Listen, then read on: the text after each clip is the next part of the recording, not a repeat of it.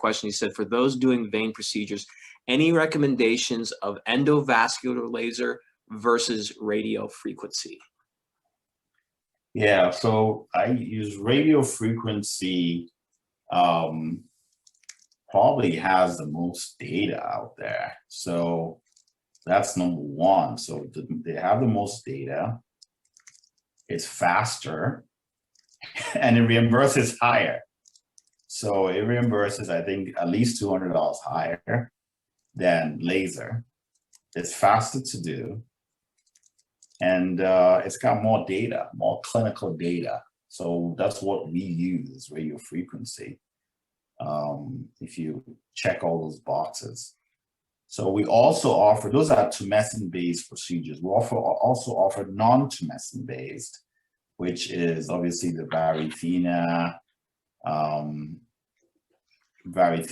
the glue-based therapies. That is non-tumescent, especially for older people that don't want to get the lidocaine and saline injected into their legs. We offer them the non-tumescent-based procedures.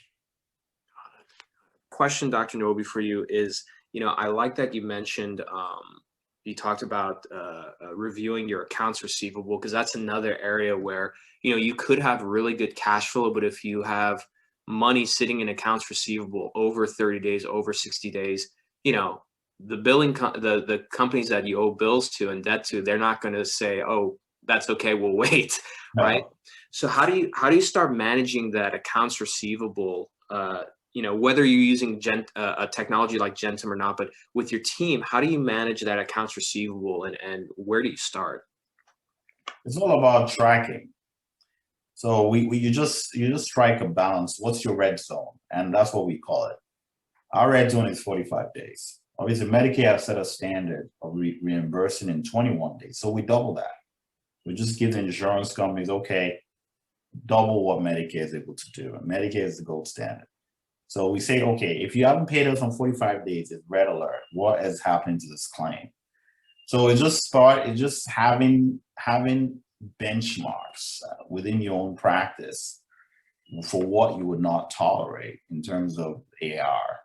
And then for us, anything over 45 days is not good. And we just chase after it until we get to the bottom of why that claim is not being paid, until we get to the reason. A lot of times they just come back and say, we need medical records. Well, that's all they need.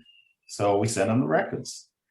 But after 45 days, a claim must be paid. And if you have these benchmarks and you say, okay, after this day, we have to have the claim paid. If not, we start weekly calls or weekly research until the claim is paid.